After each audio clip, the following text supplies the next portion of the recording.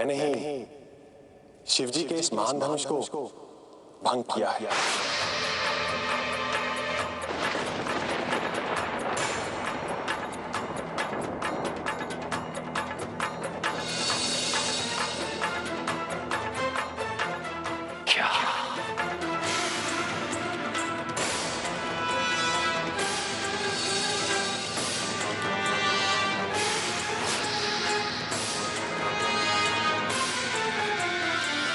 तूने तोड़ा है मेरे आराध्य का धनुष।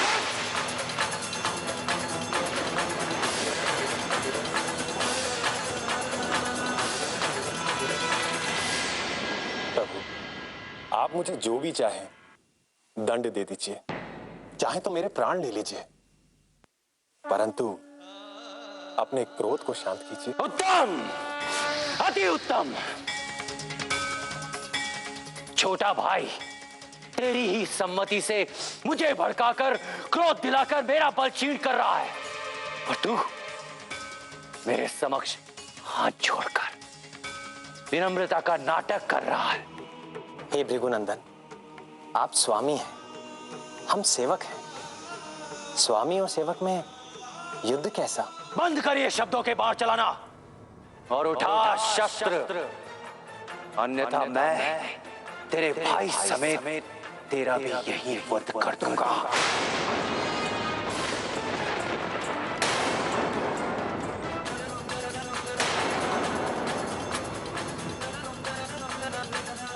प्रभु, यदि रण में हमें कोई ललकारे तो क्षत्रिय धर्मानुसार हम उससे युद्ध अवश्य करेंगे, चाहे वो स्वयं काल ही क्यों ना हो।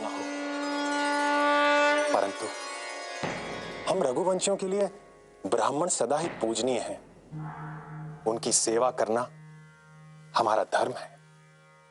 आप महान हैं, सूर्य के समान तेजस्वी हैं। आपकी और हमारी बराबरी हो ही नहीं सकती। कहां चरण और कहां मस्तक। प्रभु, मेरा तो छोटा सा नाम है राम, परंतु आपका तो परशु सहित बड़ा नाम है परशुराम।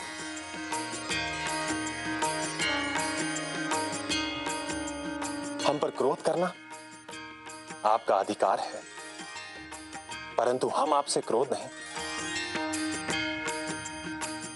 आशीर्वाद चाहते हैं। आपसे श्राप नहीं, वरदान चाहते हैं। हे भृगुश्रेष्ठ, अब आप ही निर्णय लीजिए, आप हमें क्या देना चाहते हैं? श्राप अथवा वरदान?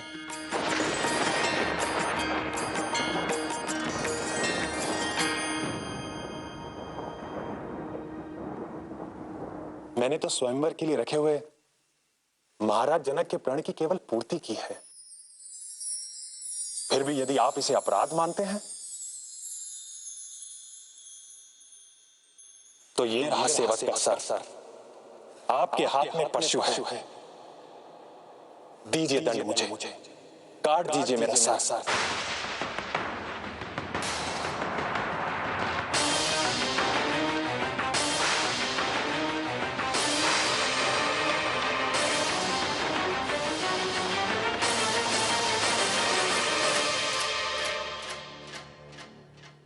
कौन हो तुम?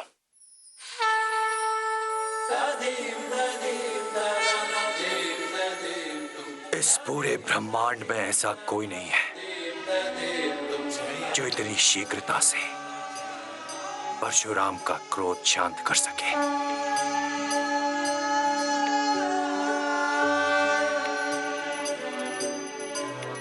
मैं तुम्हारा वास्तविक रूप देखना चाहता हूं। लो ये धनुष। ये धनुष भगवान श्री हरि विष्णु का है।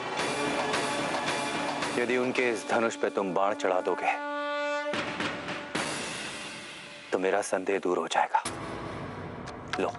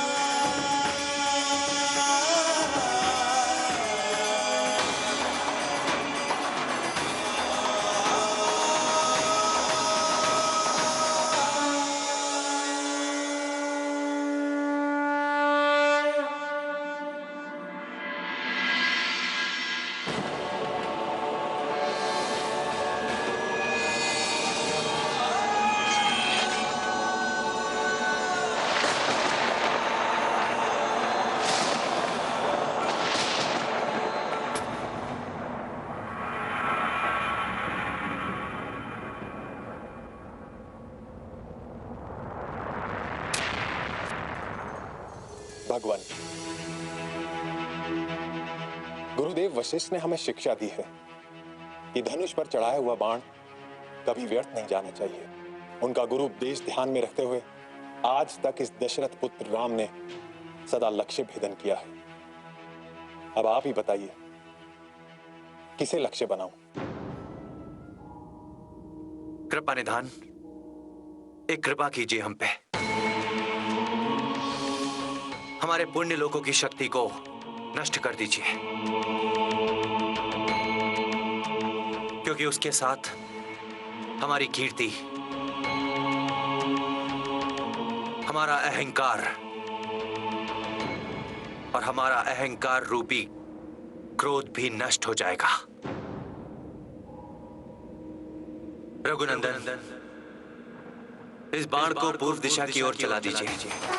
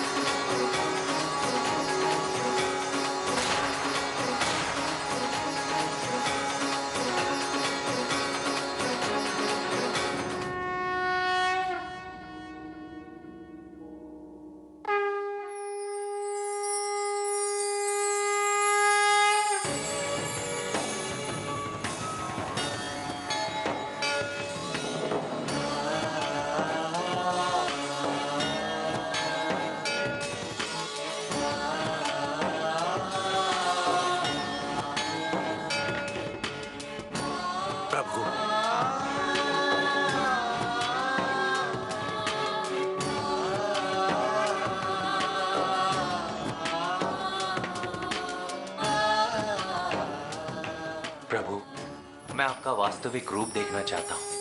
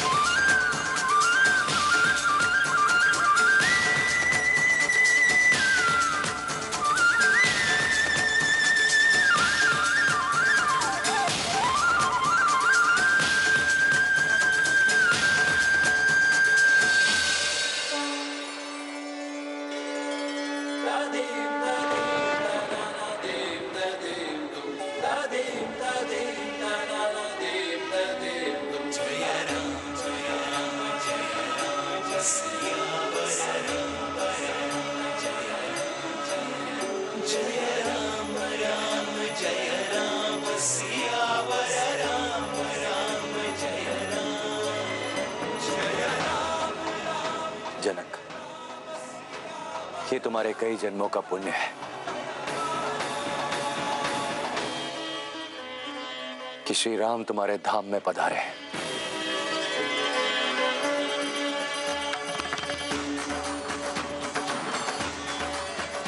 धूमधाम से करो ये विवाह, तुम्हारा कल्याण होगा।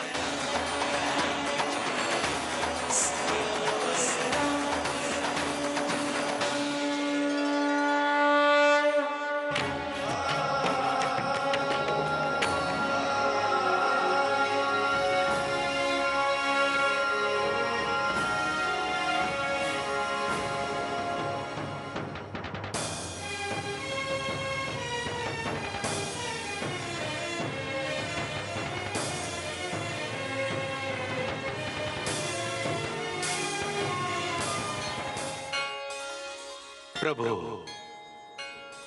आपकी लीला अगाध है। आपका ये बाण दुष्ट शक्तियों से, दुष्ट प्रवृत्तियों से पृथ्वी लोक की और त्रिलोक की युगों युगों तक रक्षा करता रहेगा। आपका ये बाण अधर्म, अन्याय और अनीति के विरुद्ध अमोघ अस्त्र है और सदैव रहेगा। और जब यह बाण निष्प्राण होकर धरती पर गिरेगा, प्रभु, वो दिन पृथ्वी लोक का अंतिम दिन होगा।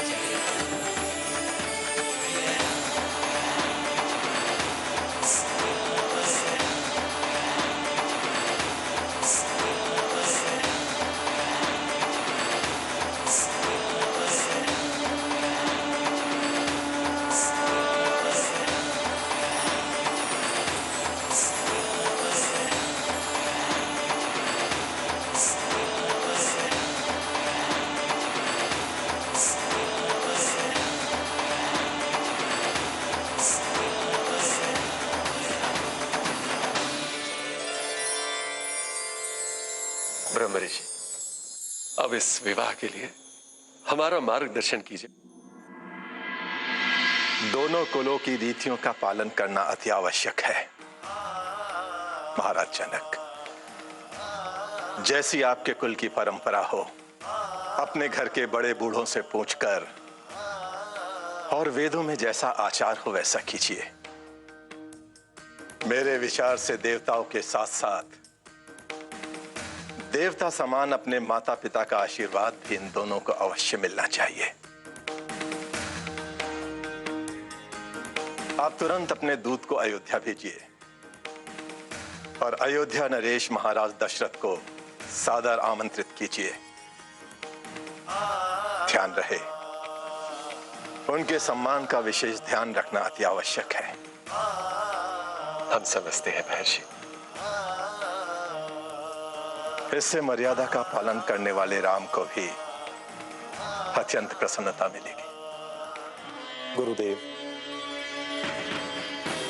हम भी यही चाहते हैं कि विवाह पिताजी की उपस्थिति में हो।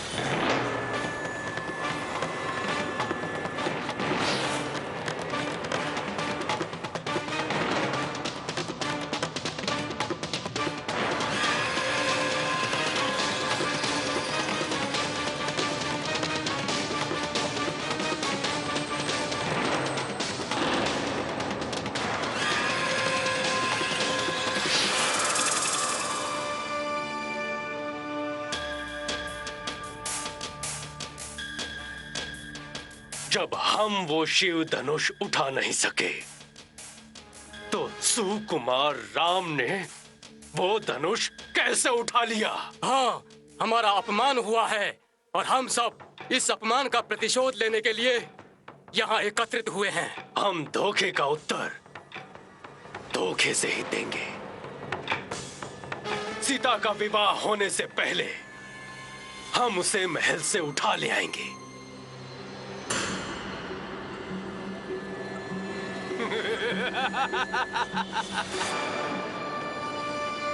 आपकी मायावी शक्तियां कब काम आएंगी राजन?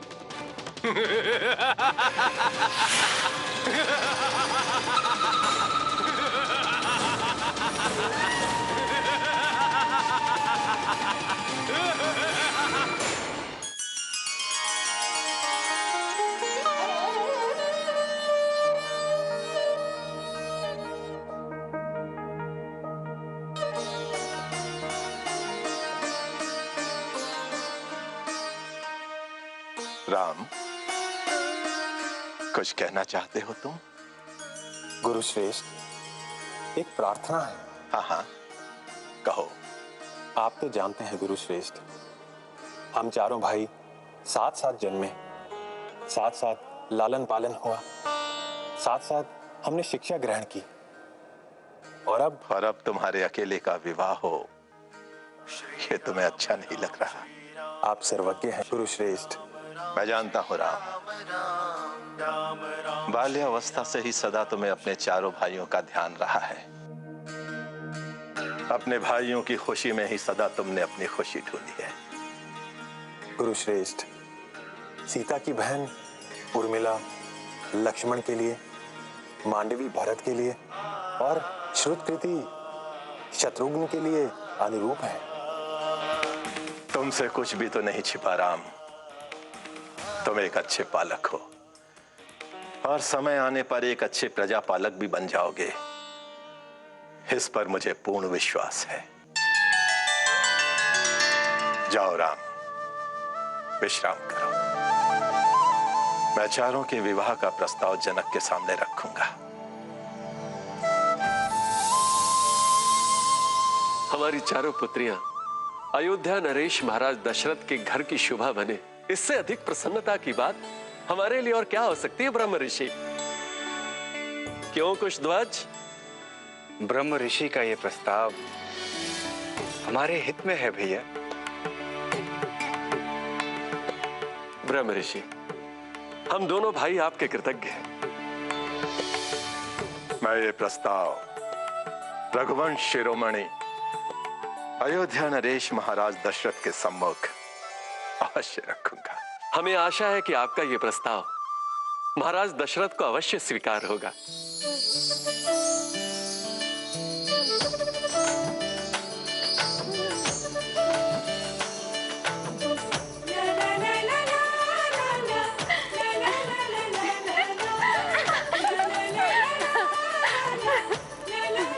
अरे सुनो सुनो सुनो, हम इन कबूतरों से एक शुभ कार्य करवा सकते हैं।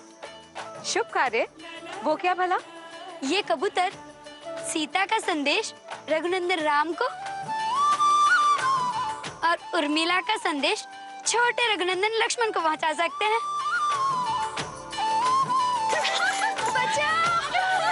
रक्षा करो!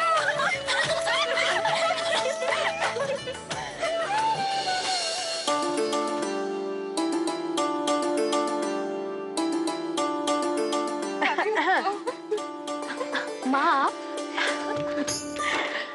आप लोगों के लिए एक शुभ समाचार लेकर आए हैं। ब्रह्म ऋषि विश्वामित्र जी विवाह का प्रस्ताव लेकर आए। विवाह का प्रस्ताव? परंतु माँ, जीजी और रघुनंदन राम का विवाह तो निश्चित है। हमारे लिए तो निश्चित है, किंतु अयोध्या की ओर से भी तो निश्चित होना चाहिए। और अब उन्हें एक बहू का थोड़ी, चार चार बहुओं का जो स्वागत करना है।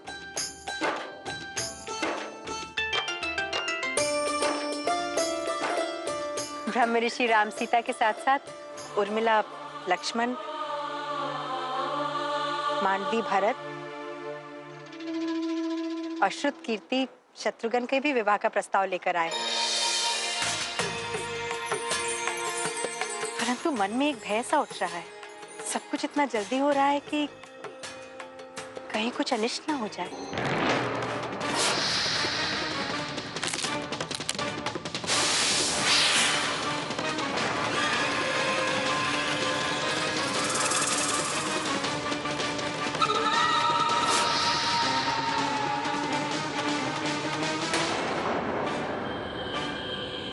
महाराजा जनक को राक्षस राजा बाणासुर का प्रणाम।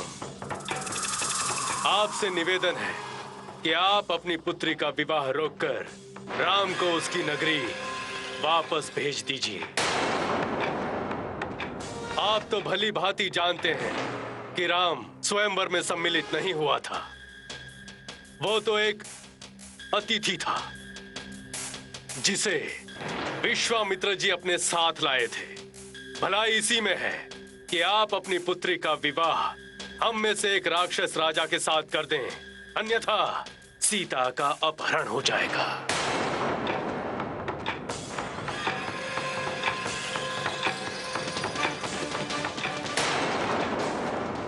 शुभ मंगल सावधान।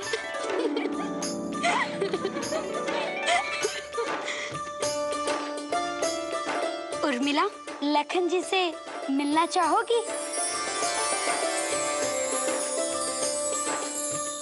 सोच लो, ये मौका बार बार नहीं मिलेगा।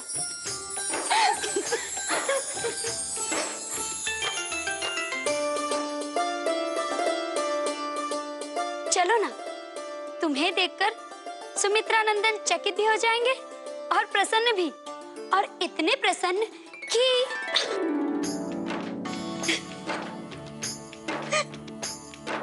शर्माओगी तो शर्माती ही रह जाओगी। इस मिलन का आनंद नहीं उठा पाओगी। चलो आओ मेरे साथ। नहीं प्रियंवदा, मैं मर्यादा का उल्लंघन नहीं कर सकती। मैं कहाँ कह रही हूँ कि मर्यादा का उल्लंघन करो। मर्यादा रखो, उनसे केवल अकेले में मिलो। नहीं प्रियम, विवाह के पश्चात ही। विवाह के पश्चात और विवाह के पहले का मिलन, दोनों के सुख में बड़ा अंतर होता है। चलो। मैं ये विवाह नहीं कर सकता भैया। आप तो भली भांति जानते हैं भैया कि मेरे जीवन में आपका क्या स्थान है। ये जीवन में आपको समर्पित कर चुका हूं। अब किसी और के लिए कोई स्थान नहीं है यहाँ। मैं बस आपकी परछाई बनकर सदैव आपके साथ रहना चाहता हूँ। एक पल के लिए अभी आपसे दूर रहना मेरे लिए संभव नहीं है। इसीलिए भैया मैं ये विवाह नहीं कर सकता।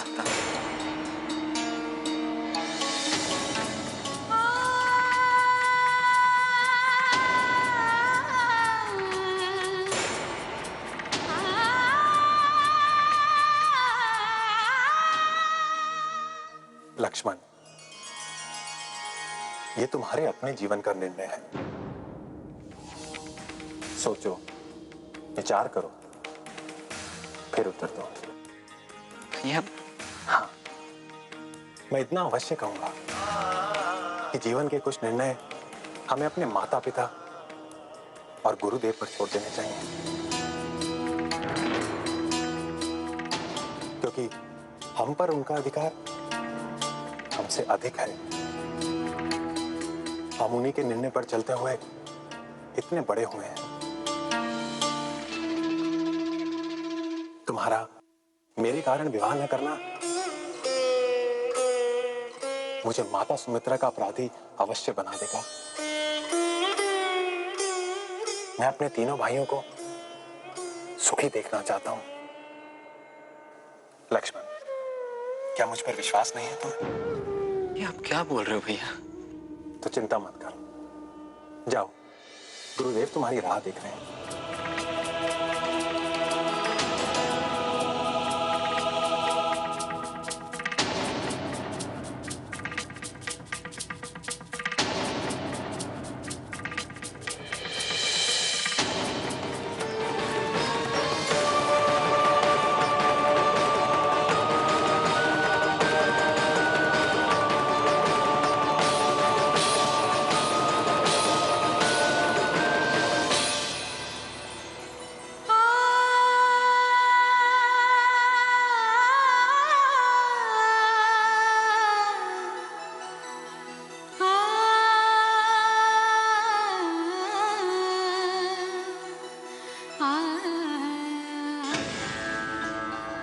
भैया,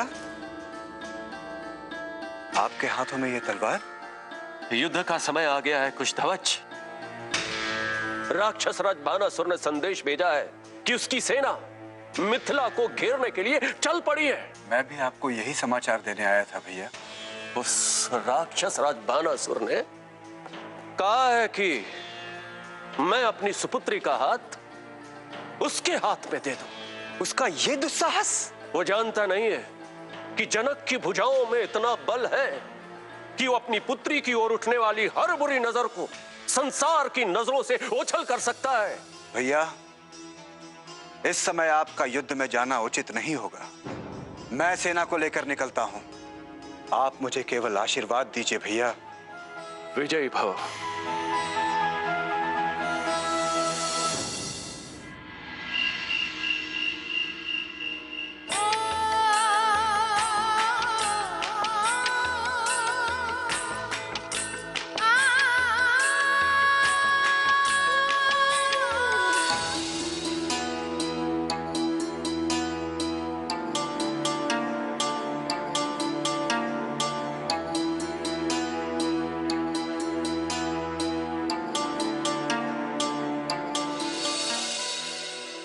उर्मिला,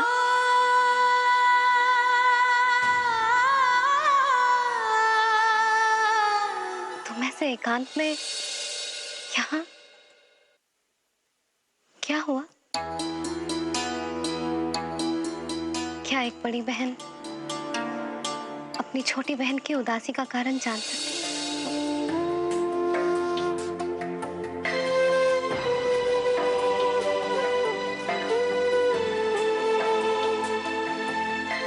उर्मिला, क्या हुआ?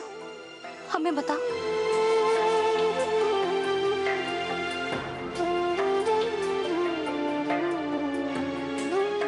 बताओ हमें, क्या हुआ?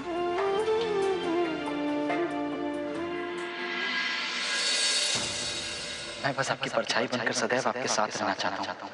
इसीलिए भैया मैं ये विवाह नहीं कर सकता।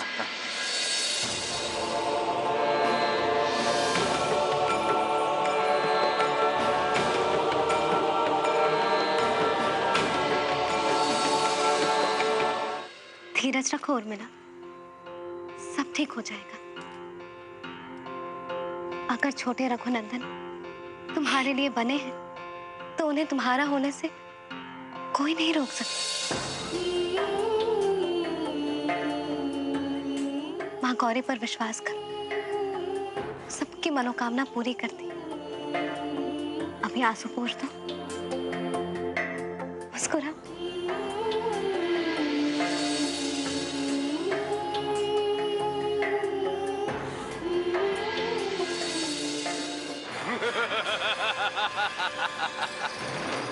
जैसा मैंने सोचा था वैसा ही हुआ। मेरे भेजे हुए संदेश को सत्य मानकर मिथिला नरेश ने अपने भाई कुशध्वज को सेना लेकर नगरी के बाहर भेज दिया है।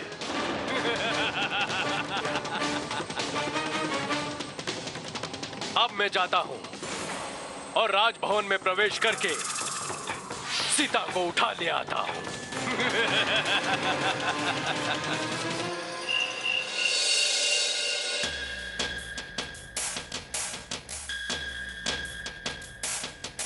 क्या हुआ महाराज? आप इतने चिंतित, घबराए हुए क्यों लग रहे हैं?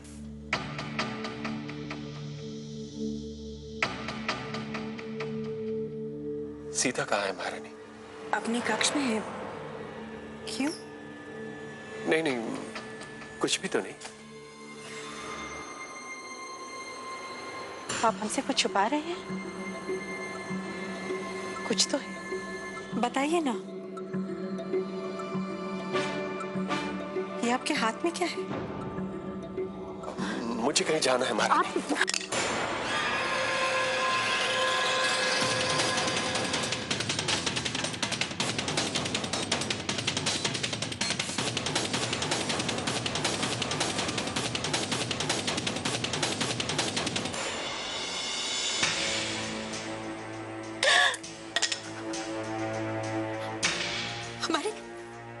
हमारी सीता का अपहरण?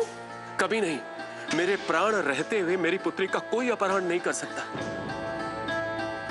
महारानी, ये बात हम दोनों के बीच रहनी चाहिए। राम और लक्ष्मण को इस पत्र का आभास भी नहीं होना चाहिए। महाराज दशरथ के आने से पहले हमारी सेना बानासुर का वध कर देगी। महारानी,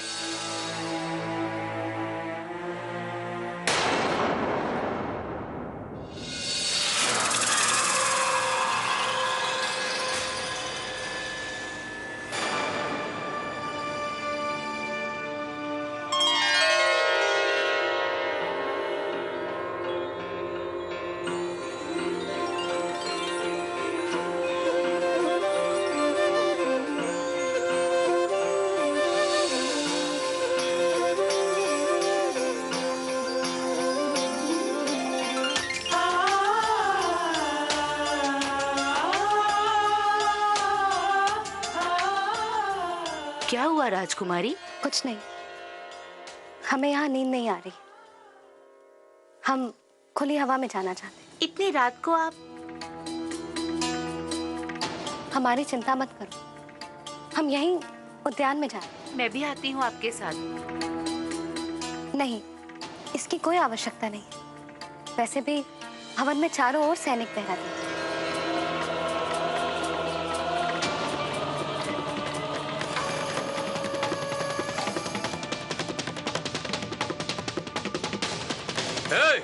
कौन हो तुम?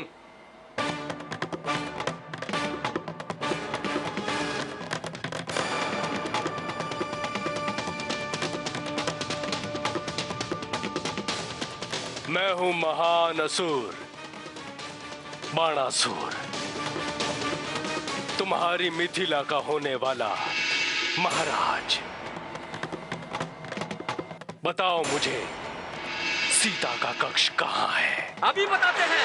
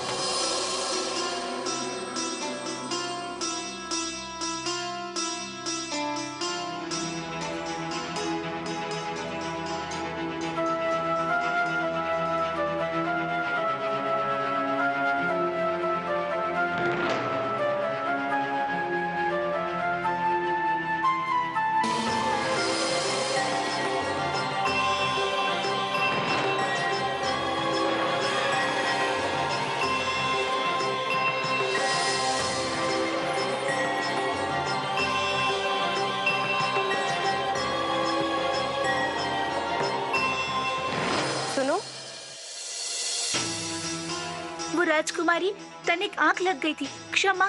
सीता कहाँ है? वो उद्यान में गई है। उद्यान में? इतनी रात को? तुमने उसे अकेले क्यों जाने दिया?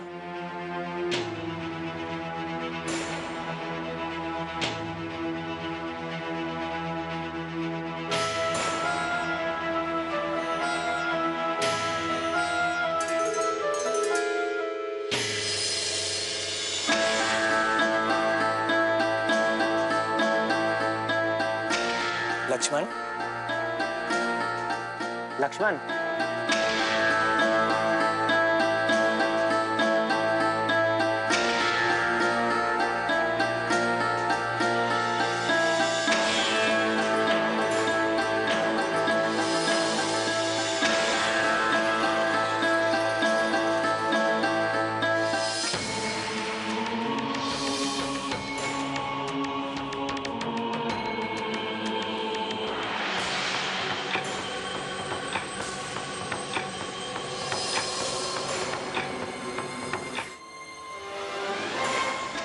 सीता,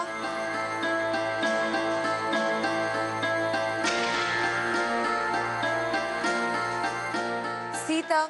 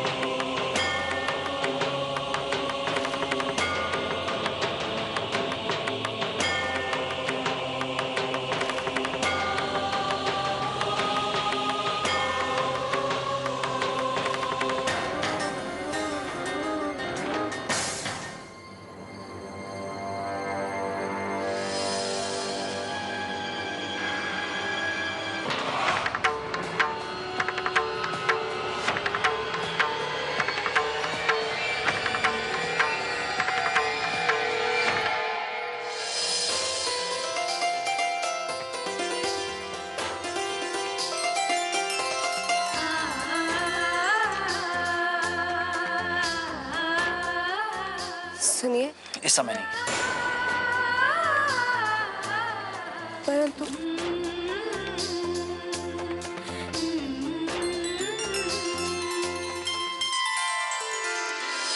लक्ष्मण, लक्ष्मण,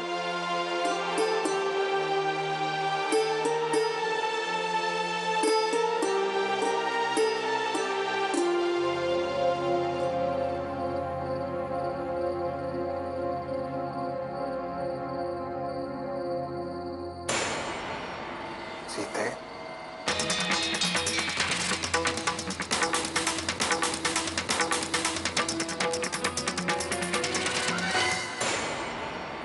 सीते,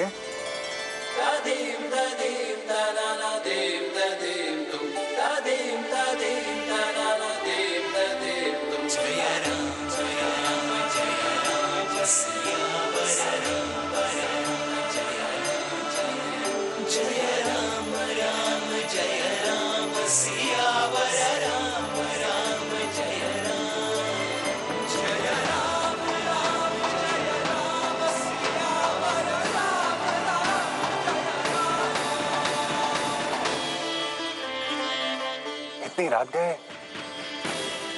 आप यहाँ क्या कर रही हैं? हमें नींद नहीं आ रही।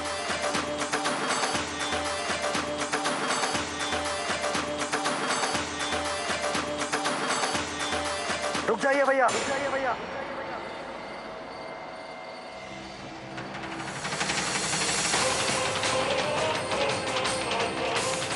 भैया आप वहां से हट जाइए।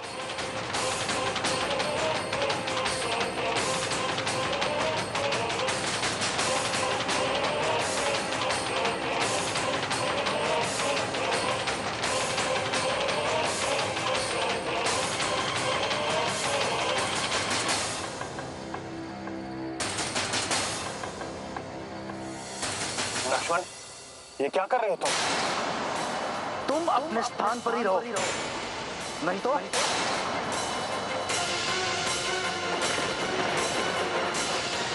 लक्ष्मण, ये तुम्हारी भाभी है। नहीं भैया, मैंने कहा वहीं रुक जाओ, अन्यथा। लक्ष्मण, सावधान!